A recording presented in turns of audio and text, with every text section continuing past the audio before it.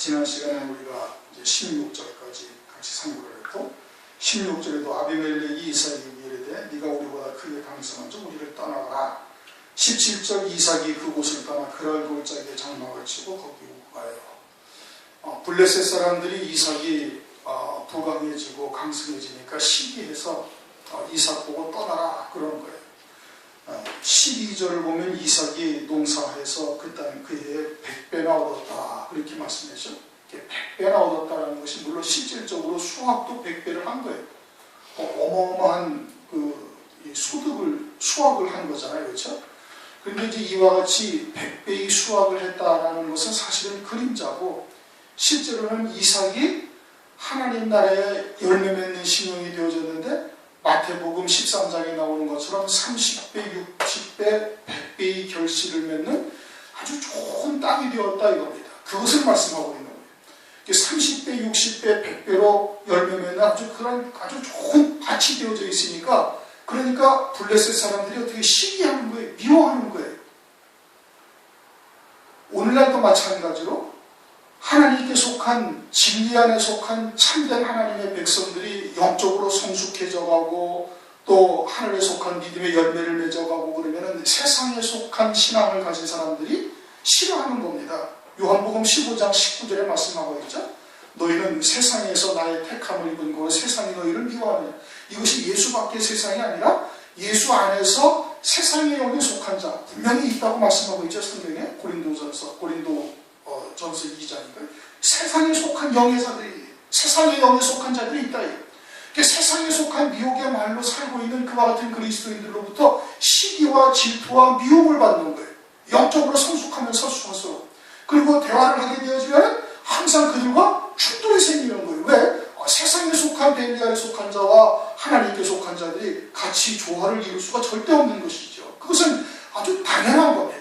그러니까 내가 진리 안에 있어서 하나님의 온전한 백성으로서 믿음으로 열매 맺어 살아가고 있으면 세상에 속한 자들과 반드시 시기당하고 그리고 미워함을 받게 되어지는 거예요. 만약에 그것이 없다라면 그러면 내가 그들에게 참된 복음과 진리의 말씀의 믿음의 열매 맺는 삶이 아니기 때문에 그러는 거예요. 디모데후서 3장 12절 무릇 그리스도 예수 안에서 경건하게 살고자 하는 핍박을 받으리라. 반드시 그리스도 예수 안에서 경건하게 믿음으로 살고자 하는 자는 반드시 세상에 속한 자에게 핍박을 받게 되어져 있는 겁니다. 고난을 당하게 되어져 있는 거예요. 그것은 성경의 진리예요. 그러니까 그것은 뭐예요? 우리가 진리 안에 있다라는 반증이다 이겁니다. 세상에 속한 자들과 어울리고 그들과 이야기하고 그들과 교제하고 하는데도 아무런 거리낌이 없고 내 마음에도 전혀 성령의 그런 신앙의 양심의 가책을 느끼지도 못하고 그러다면 나도 지금 세상에 속해 있기 때문에 육체에 속해 있기 때문에 그것이 구별이 안 되는 것일 뿐이에요. 영에 속한 자와 하늘에 속한 자는 세상에 속한 자들과 반드시 구별되어져 있고 세상에 속한 자들로부터 반드시 미움을 받게 되어져 있는 거예요. 성경이 말씀하고 있잖아요. 요한복음 15장에 너희는 세상에서 나의 택함을 입은 거로 세상이 너희를 미워하느니라. 주님의 제자의 길을 걸어가는 자는 반드시 이렇게 미움을 당하는 것이 당연한 거예요. 이삭이 100배의 소득을 얻었다. 이삭이 100배의 열매 맺는 아주 좋은 옥토밭으로 되어져 있으니까 블레셋과 같이 세상에 속한 자들로부터 시기당하고 미움당하고 그리고서 나가라. 그래가지고 나와서 이제 그랄 골짜기에 장막을 치고 거기 우거하여 그가 아브라함 때 팠던 우물을 다시 팠으니 이는 아브라함이 죽은 후에 블레셋 사람이 그 우물을 메웠습니다. 아브라함 때 팠던 우물이다. 물론 실제로 우물이죠. 그렇죠? 실제 우물을 판 거예요. 광야에서 목축업을 하는데 이 우물보다 더 중요한 게 없습니다. 그것 때문에 싸움이 일어나고 그것 때문에 전쟁이 벌어지고 서로 죽이기까지 하지 않습니까? 왜? 물이 생명이니까. 그 우물이 생명이란 말이에요. 그와 같이 영에 속한 자에게는 그러한 물이 생명인 거예요. 하나님의 말씀, 내가 너에게 주는 물은 영생토록 솟아나는 샘물이 되리라. 주님이 우리에게 주시는 물이라는 게 뭐예요? 하나님의 말씀이죠. 하나님의 뜻이지. 아브라함의 팠던 우물이라는 것은 아브라함에게 주셨던 하나님의 말씀이에요. 그 말씀을 가지고 블레셋 사람, 헷 사람들도 같이 살았어요. 그래서 23장을 보면은 창세기 23장을 보면 당신은 하나님의 방백이다. 그렇게 말하고 있지 않습니까? 23장 6절 내 주여 들으소서 당신은 우리 중 하나님의 방백이시오니. 하나님의 말씀이 아브라함을 통해서 그들에게도 전파된 것이고 그 말씀을 쫓아 그들도 살았던 거예요. 그래서 아브라함을 하나님의 방백이다 라고 고백을 하고 있지 않습니까? 그런데 아브라함이 죽고 나니까 그 우물을 다 메꿨다라는 것은 그런 아브라함을 통해서 주셨던 하나님의 말씀을 다 팽개쳤다 이겁니다. 다 묻어버렸다. 땅속에 묻어버렸다. 그러면 사람의 생각, 흙으로 배웠다는 게 흙이 뭐예요? 그 사람의 생각, 사람의 그런 철학, 사람의 윤리도덕 이러한 말씀으로 하나님의 말씀을 다 변질시켜버린 거다 이거예요. 아브라함이 죽고 나서 그것을 이삭이 어떻게 했어요? 이삭이 다시 판 거예요. 다시 말하면 아브라함에게 주셨던 하나님의 말씀이 이삭도 온전히 그것을 받아들일 수 있는 자가 된 거예요. 그래서 아브라함 때 불렀던 이름으로 불렀다라는 것은 하나님이 주신 그 하나님의 말씀을 듣고 깨달아서 아브라함과 똑같이 하나님께 응답하였다 이겁니다. 아브라함이 불렀던 이름으로 불렀더라. 아브라함이 불렀던 이름으로 그 아비의 부르던 이름으로 불렀다라는 것은 아브라함에게 하나님께서 주셔서 하나님 앞에 아브라함이 응답했던 이름이고 우물의 이름이라는 것은 하나님이 주신 은혜에 대한 아브라함의 응답인 거예요. 그것을 이삭도 똑같이 하나님께 드릴 수 있는 믿음의 자리에 서 있다 이겁니다. 그러니까 여기까지 올 때 어떻게 했어요? 많은 연단의 과정이 있었던 거예요. 연단의 과정이 있어서 이제는 아브라함과 같은 믿음의 자리에 섰다 이겁니다. 아브라함이 부르던 이름으로 불렀더라. 아브라함이 팠던 우물을 다시 파고 아브라함이 불렀던 이름으로 부르더라는 것은 하나님께서 아브라함에게 주셨던 그 말씀, 하나님께서 아브라함에게 주셨던 그 언약, 이와 같은 것을 이제 이삭도 그의 하나가 되어져 가지고 하나님께 그대로 응답을 하고 있다 이겁니다. 이 이삭의 믿음이 이제 아브라함의 믿음과 같은 자리에 이르렀음을 말하는 겁니다. 그리고서는 그러자 이제 19절 이삭의 종들이 샘 골짜기 와서 샘 근원을 얻었더니, 샘 근원이라는 것은 막 물이 솟는 거예요. 일반 우물을 파면 물이 흘러가는 물을 갖다가 딱 파는 겁니다. 그리고 물이 흐르는 그 수맥을 찾아서 거기서 우물을 파면은 흘러가는 물이 그 우물 밑에 있어서 그것을 떠내는 거예요. 근데 샘의 근원을 얻었다는 것은 막 밑에서 솟구치는 샘을 지금 찾은 거예요. 그것은 뭘 말하는 거예요? 하나님께서 이제 성령으로 이삭에게 더 큰 오전한 하나님의 뜻을 깨우쳐준다. 아브라함에게만 주셨던 그런 하나님의 말씀을 더 뛰어넘어서 더 큰 하나님의 비밀, 하나님의 구원의 비밀들을 하나님께서 막 깨우쳐 주시는 거예요. 막 솟구치는 샘을 주셨다는 것은 성령으로 그렇게 깨닫게 하신다 이 뜻인 겁니다. 그러게 이제 이삭의 믿음이 이제 온전하게 되어져 간 것이죠. 그런데 그때부터 어떤 일? 그때부터 이제 블레셋 사람들이 쫓아와가지고는 그 샘을 막 빼앗는 거예요. 다투고 빼앗는 겁니다. 오늘날로 말하면 고난이요, 연단이요, 환난을 겪는 것이요, 광야 이스라엘처럼 물 없는 곳 또는 길 험악한 곳으로 하나님께서 구름 기둥과 불 기둥으로 인도하는 거예요. 하나님 앞에 100배의 열매를 맺고 있는 이삭이거든요. 하나님이 얼마나 귀하게 보시겠어요.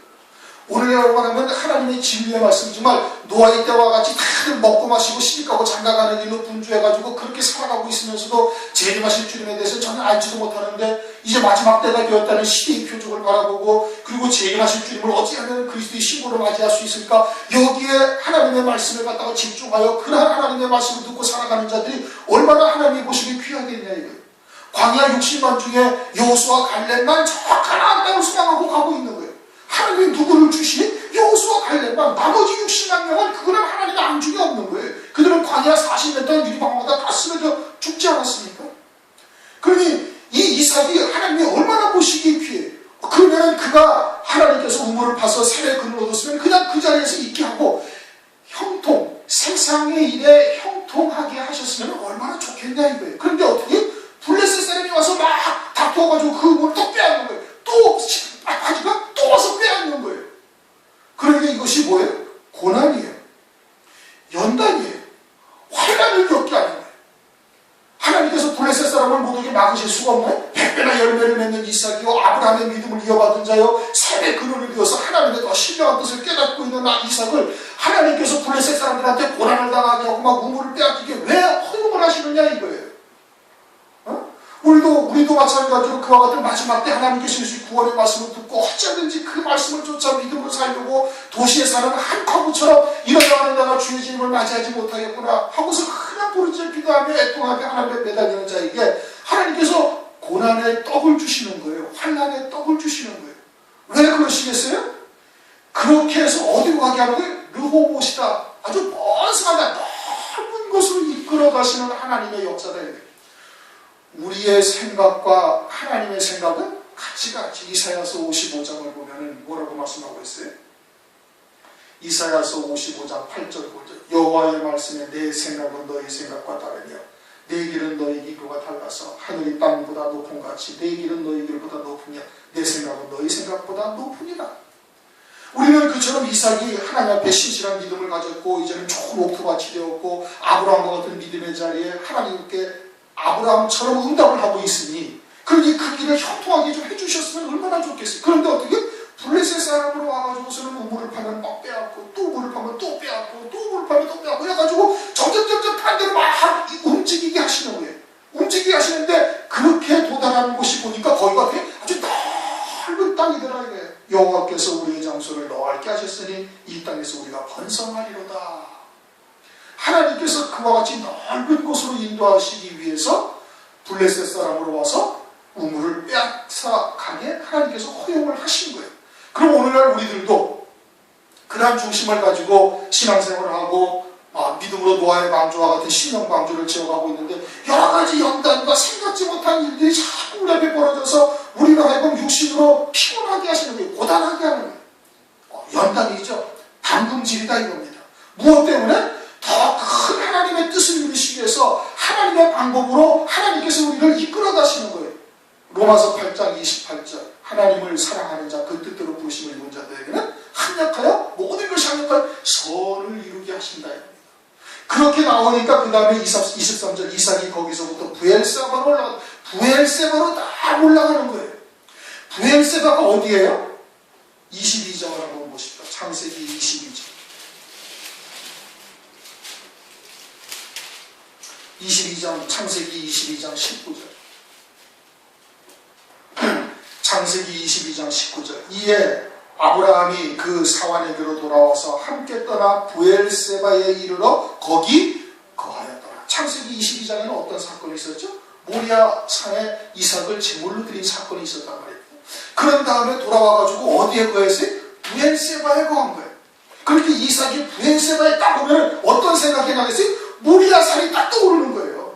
거기서 내가 제물 되었던 것이고 육신의 아버지 아브라함도 죽었고 육신의 아들 이삭도 그 자리에서 다 번제제사를 하나님께 드려졌던 그것이 딱 떠올라서 부엘세바에 거기 이르렀다. 부엘세바에 올라갔다. 라는 것은 이삭이 다시금 완전한 하나님 앞에 산 제물로 드려지는 자가 되었다 이겁니다.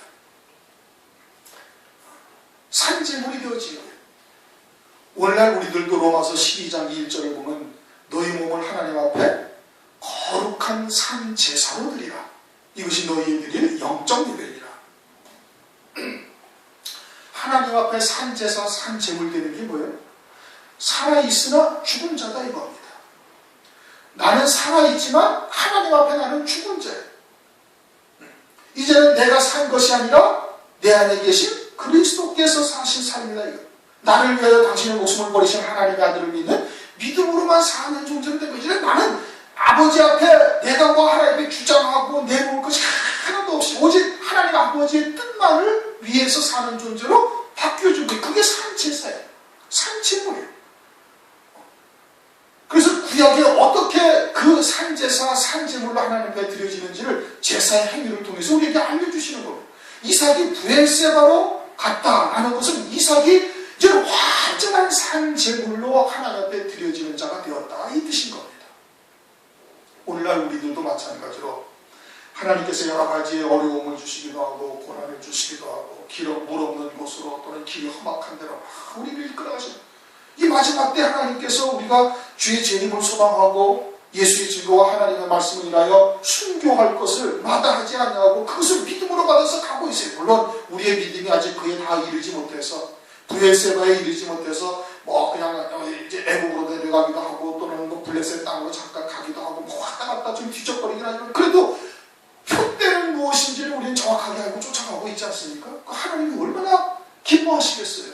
다 먹을 것, 마실 것, 입을 것 위해서 다 살아가고 앉아있는데 노아의 때처럼 육체가 되어져서 살아가고 있는데 그나마 그 마지막 때 주의 재림을 소망하면서 믿음으로 달려가고자 하는 그 결단하고 달려가고 하는 사람들 얼마나 하나님께서 기쁘게 보시냐고요. 그런데 왜 그 일이 또는 육체로 걸어가는 그 길이 왜 형통하지가 못하고 좀 세상 말로 잘 되지 못하고 그저 가다가 또 돌불에 또 넘어지고 또 저가다가 그냥 물 없는 곳에 나가지고 그냥 아주 갈급하게 만드시고 그렇게 하시는 이유가 뭐예요?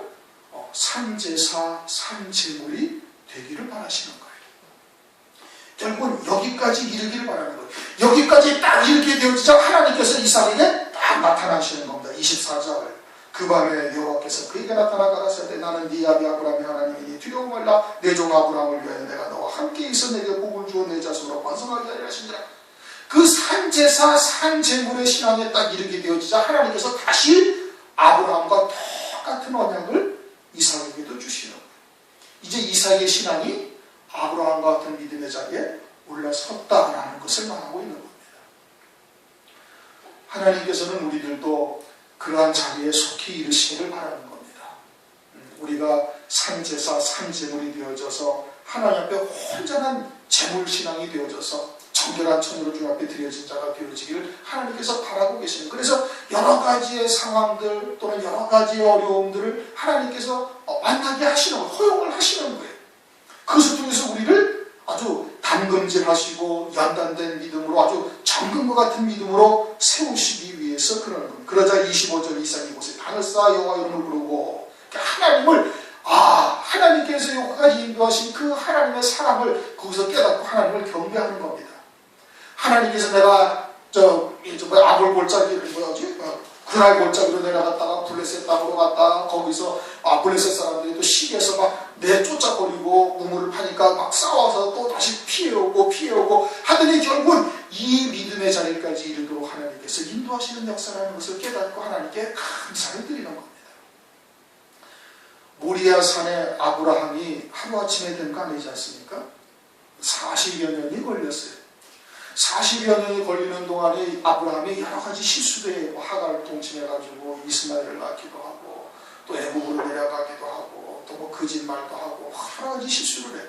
그러나 그러한 과정들을 통해서 결국에는 하나님께서 모리아 산의 아브라함에까지 하나님께서 이끌어 가신 겁니다. 그러면 우리도 역시 마찬가지로 그와 같이 그리스도를 신부로 맞이할 수 있는, 신랑으로 맞이할 수 있는 신부의 자리에 서기까지 우리를 그렇게 이끌어 가시는 거예요. 그러니까 그 과정을 어떻게 해야 돼? 믿음으로 받아야 되는 거예요. 감사함으로 받을 수 있어야 되는 거예요. 왜? 우리에게 그리스도의 신부에 대한 소망을 주신 것은 주님이시란 말이에요. 성령께서 말씀을 통해서 깨닫게 하시고 믿음으로 받게 하신 거예요. 그러면 우리가 걸어가는 그 길이 비록 육신적으로는 고달프고 담금질이고 연단이고 또 그런 환란의 떡 고생의 물을 먹게 하시지만 그것을 어디에 이르게 하시기 위하면 그 그리스도의 신부의 자리에 세우시려는 하나님의 은혜다 이겁니다. 그러니 그것을 믿어야지. 하나님을 믿어야지. 아브라함이 하나님을 믿었던 것처럼 우리도 믿어야지. 그래서 결국은 모리아 산에 아브라함이 되어져서 이제는 내 것이다 이거예요. 완전한 믿음의 조상으로 하나님께서 세우셨다는 그 과정을 아브라함이 끝까지 믿음으로 견뎠던 거 아니겠습니까? 그럼 우리도 그 과정 가운데 그 믿음으로 이겨나가야 되는 거예요. 그러면은 이와 같은 부엘세바에까지 딱 이르도록 하나님께서 역사를 그렇게 되어지자 26절 아비멜렉이 그 친구 아우삿과 비골과 더불어 그라에서 와가지고 이제 이삭에게로 다가옵니다. 원수처럼 여겼던 자들 우리에게서 떠나가라 하고 막 그냥 우물도 빼앗았는데 우물 빼앗는 걸 아비멜렉이 몰랐겠습니까? 다 알았지. 시기하고 질투해가지고 나가라 했는데 나가서 퍽 파면 우물이 툭 나오는 거예요. 자기는 수십 군데를 파도 안 나오는데 그냥 이삭은 가서 퍽 파면 우물 나오고 또 파면 우물이 나오고 그러니까 시기해가지고 막 내쫓아버렸단 말이에요. 그런데 가는 곳곳마다 하나님이 함께 하시는 이 표적을 아비멜렉이 본 거예요. 그들이 가로되 여호와께서 너와 함께 계시고 우리가 분명히 보았으므로. 그러니 점점 아비멜렉보다 이삭이 강성해지고 부강해지고 많은 군사를 또 거느릴 수 있는 자가 되어질 것이라는 것을 아비멜렉이 안 겁니다. 그리고서는 네가 우리를 이제 해하지 말고 우리도 너도 해하지 말고 했냐? 이제 29절 내용이 그겁니다. 그러니까 너도 우리를 해하지 말라 해서 서로 약조를 하는 거예요. 야곱이 양떼 염소떼를 몰고 약복나루터에서 자기 형이 군사를 400명을 모으고 죽일 듯이 살기 든든해서 야곱에게로 쫓아오는 것을 깨닫고는 안절부절하고 막 어쩔 줄을 몰라 하다가, 그러다가 하나님의 천사와 씨름을 하다가 환도뼈가 부러졌죠. 자기 자아가 완전히 깨져버린 겁니다. 자기 꾀로, 자기 생각대로, 자기 꾀로 팥죽 한 그릇에 장자의 명분을 사고, 또 막 자기 꾀로 뭐 신풍나무, 버들나무를 갖다가 라반의 집에서 놓으니까 막 잉태한 것처럼 튼튼한 양이 오면은, 튼튼한 염소가 오면은 그렇게 해서 새끼를 베게 해가지고 전부 다 지 것으로 만들어져. 실제로는 누가 하신 거예요? 하나님이 다 하신 거예요. 근데 자기 꾀로만 계속 그렇게 오는 거예요. 그 자아를 버리지 못하니까 하나님께서 환도뼈를 갖다가 딱 부러뜨렸어요. 환도뼈를 딱 부러뜨리니까 그다음부터 어떻게? 그다음부터는 막 라헬도 보내고 뭐 그냥 누구도 보내가서 종들도 보내고 다 보내고 지하 맨 위에서 들어와서 떤다고 그다음부터 가장 앞장서서 가는 거예요. 그러니까 하나님께서 어떻게 하셨어요? 죽일 듯이 달려오던 에서를 하나님께서 내가 네 앞잡이가 되리라 하고 그 마음을 확 바꿔놓으신 거예요. 잠언서 16장 7절 사람의 행위가 여호와를 기쁘시게 하면 그 사람의 원수라도 그로 더불어 화목하게 하시느니라. 이삭이 아브라함과 같은 온전한 믿음에 딱 쓰니까 어떻게 됐어요? 아비멜렉 막 그렇게 시기하고 질투하고 내쫓고 방해하던 그 아비멜렉이 와가지고 화해의 악수를 청하게 만드시는 거예요. 이삭이 온전해졌다 이겁니다. 결국은 아비멜렉으로 그렇게 한 것은 이삭으로 하여금 아브라함과 같은 믿음의 반대래, 즉 아브라함의 하나님, 이삭의 하나님, 야곱의 하나님과 같은 그 자리에 세우시기 위한 하나님의 뜻이었다 이겁니다. 그리고는 그 하나님의 뜻이 이루어지자 그를 원수처럼 대하고 그를 막 시기하고 질투하며 빼앗던 아비멜렉이 와가지고 화해의 악수를 청하는 이와 같은 일들을 지금 나타내고 있는 거예요. 그것은 우리에게도 그러하다 이겁니다. 원수처럼 대하던 자, 시기하고 질투하던 자들이 다 하나님께서 막대기로 쓰시는 거다 이겁니다. 그리고 내 믿음이 그와 같은 하나님이 원하시는 자리에 오르게 되어지면 그들이 와서 다 화해를 하고 원수처럼 대하던 자들이 친구로 바뀌어지게 되어지는 이러한 역사가 있게 되어질 것을 말합니다. 그런데 이제 문제는 28절 여호와께서 너와 함께 계심을 우리가 분명히 보았다. 누가? 아비멜렉이 본 거예요. 그 아비멜렉이 하나님이 이삭과 함께 하시는구나 라는 것을 어떻게 알았어요? 100배의 복을 받는 것을 보고 아는 거예요. 파는 데마다 우물이 샘이 터지고 샘에 그늘을 얻고 하는 것을 보고 이것은 하나님이 함께 하지 아니하시면 도저히 있을 수가 없다라는 것을 봤다 이겁니다. 그러면 오늘날도 그처럼 눈에 보이는 세상의 것으로 하나님이 함께 하심이 나타나고 있나요? 그렇지 않죠. 구약은 그림자고. 고린도후서 3장을 보면 이제는 그리스도 안에서 모세의 얼굴에 가렸던 수건이 벗어져야 되는데 여전히 모세의 얼굴에 아직도 수건이 가려져 있다 이겁니다. 왜? 하나님의 백성들이 자꾸 그것만 쳐다보고 앉아있으니까. 그건 얼굴 꺼풀의 광채, 그건 없어질 영광이다 이거예요. 그리고 참 영광, 참 빛인 그리스도는 보지를 못하고 있는 거예요. 구약은 그와 같이 100배의 축복을 주고 파는 곳곳마다 그냥 우물이 터지고 샘이 나오고 하는 것은 그것은 하나의 그림자인 것이고, 오늘날은 그렇게 눈에 보이는 것으로 함께 하시는 표적이라고 볼 수가 없는데, 그런데 육체에 속한 자들은 어떻게? 그것을 하나님이 함께 하시는 표적으로 보는 거예요. 성도가 많아야 되는 것이고, 또는 우리가 하는 일이 다 형통해야 되는 것이고, 이것을 하나님이 함께 하시는 표적으로 오늘날도 보고 있다 이겁니다. 이거는 아비멜렉과 같은 신앙인 거예요. 아비멜렉과 같은 신앙. 그리고 29절 너는 우리를 해하지 말라. 이는 우리가 너를 범하지 아니하고 선한 일만 내게 행하며 너로 평안히 가게 하였습니다. 아비멜렉이 선한 일만 했나요? 아니, 우물 파고 와서 빼앗았지. 그가 좀 잘되고 100배의 복을 받으니까 어떻게? 시기 질투해가지고 너 우리가 여기서 나가라. 막 미워했죠? 선한 일만 한 거 아니에요. 근데 아비멜렉이 당당하게 뭐라고 그래? 선한 일만 이게 해냈다는 거예요. 이것은 하나님께서 아비멜렉의 입술을 통해서 하나님의 행하신 역사를 지금 보여주시고 있는 겁니다. 그것을 통해서 이삭으로 하여금 결국은 브엘세바까지 이르게 하는 신앙으로 하나님께서 세우셨다 이겁니다. 악한 자들을 통해 가지고 합력하여 선을 이루게 하시고 이삭의 믿음을 위해서 다 그들을 하나님께서 도구로 쓰신 것뿐이에요. 그것은 오늘날 우리들에게도 대적하는 자 또는 회방하는 자, 억울하게 그냥 올무에 걸어가지고 잡아뜨리는 자, 또는 여러 가지의 고난이나 연단이나 등등 그 모든 것이 다 하나님께서 우리에게 선으로 주시는 거예요. 그러니까 데살로니가전서 5장에 뭐래요? 범사에 감사하라는 거예요. 범사에 감사. 항상 어떻게 알아? 항상 기뻐하는 거예요. 진리 안에 있는 자에게는 그 모든 것이 합력하여 선을 이루시니 그러니 과지 범사에 감사하라. 하나님이 선한 것만 베풀었다. 그래서 33절 그가 그 이름을 세바라 한지라. 그러므로 그 성읍의 이름이 오늘까지 부엘세바. 부엘세바라는 것은 맹세의 우물 또는 일곱 우물이라는 뜻입니다.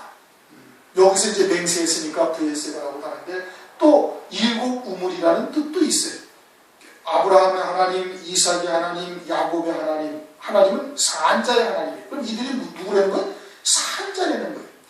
그 산자는 살아계신 하나님의 생명으로 살고 있는 자들이에요. 그들의 우물이다 이거예요. 일곱 우물이다 이거예요.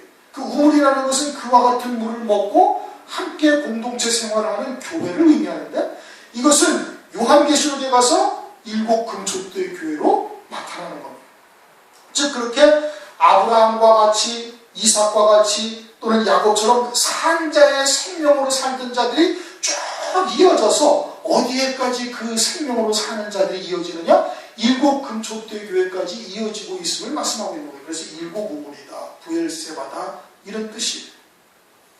그 산자로 사는 자들이 아브라함 때부터 시작해가지고 마지막 환란의 때 일곱 금초대 교회까지 이루어져서 그들이 다 누구나 산자다 이겁니다. 산자. 영원한 생명으로 살아계신 하나님과 똑같은 그 생명으로 지금 현재 살아가고 있는 거예요. 하나님은 그들의 하나님이 되시는 거예요. 그래서 부엘세바더라. 에사가 40세에 헷족속 부엘리의 딸 유딧과 헷족속 엘론의 딸 바스맛을 아내로 취하였더니 그들이 이삭과 리브가의 마음에 근심이 되었더라. 에사가 헷족속, 다시 말하면 가나안 족속의 딸들로 아내를 취한 거예요. 그 할아버지가 누구죠? 할아버지가 아브라함이에요. 아버지가 이삭이에요. 그럼 자기 어머니가 어디로부터 와서 아브라함과 이삭과 같은 믿음의 반열에 이르러서 이 자기들을 생산을 했는지를 이 에서가 알아요, 몰라요? 알고 있는 거예요. 자기의 할머니가 누구고 자기 어머니가 누구고 그들이 어디로부터 온 자요, 그들이 누구인지를 알고 있어요. 그러면 자기도 아내를 얻을 때 어떻게 해야 돼? 아브라함의 고향에 가서 아브라함의 족속 중에서 아내를 택해야 되는 거예요. 그들이 누구라고요? 산자다 이겁니다. 산자. 그러니까 하나님의 말씀을 그들은 들을 수가 있는 것이죠. 그런데 그렇게 택하지 않냐고 누구를 택했어요? 가나안 족속에서 택한 거예요. 에서가 들사람이라고 그러죠. 들사람. 들사람이라는 것은 주인이 없다 이겁니다. 하나님을 자기의 주로 섬기고 사는 심령이 아니다 이거예요. 그러니까 그와 같은 심령으로 신앙생활을 하다가 결국은 어떻게 가나안 헷족속의 딸을 아내로 삼아서 그 신앙의 열매가 그러하다라는 것을 보여주고 있는 겁니다. 그래서 하나님으로부터 아무런 영생의 열매를 맺지 못하는 삶을 살고 있는 거예요. 그것을 이삭과 리브가가 아주 마음에 근심했다. 세상에 속한 사람이라면 많이 얻어가지고서는 그냥 자녀를 많이 생산해서 생육번성하면 그게 복이라고 생각을 하는 것이죠. 그런데 이삭과 리브가의 마음에 근심이 되었다는 것은 그것은 전혀 영생의 열매를 맺지 못하고 있음을 말씀을 하고 있는 겁니다. 오늘날 우리들도 결혼을 하고 아내를 택하는 것이 그와 같은 산자들을 택하여야 할 것을 이제 계시를 하시는 것이죠. 오늘은 이제 창세기 26장 17절부터 35절까지의 말씀을 우리가 참고를 했습니다. 여기가 주된 말씀이 뭐예요? 우물이에요. 우물. 우물은 생이 솟는 것이고 그것은 하나님의 말씀을 말하는 것이고 그것은 교회를 의미하고 있다 이겁니다. 결국은 그것을 통해서 이삭을 갖다가 하나님께서 아주 장성한 분량에까지 하나님께서 이끌어 가시는 역사를 쭉 이제 설명을 하고 있는 겁니다. 브엘세바에 올라간 이삭을 통해서 우리의 신앙도 이제 산제사, 산제물로 하나님 앞에 온전히 드려지는 자가 속히 되어질 수 있기를 주님의 이름으로 축원합니다. 통성호 잡시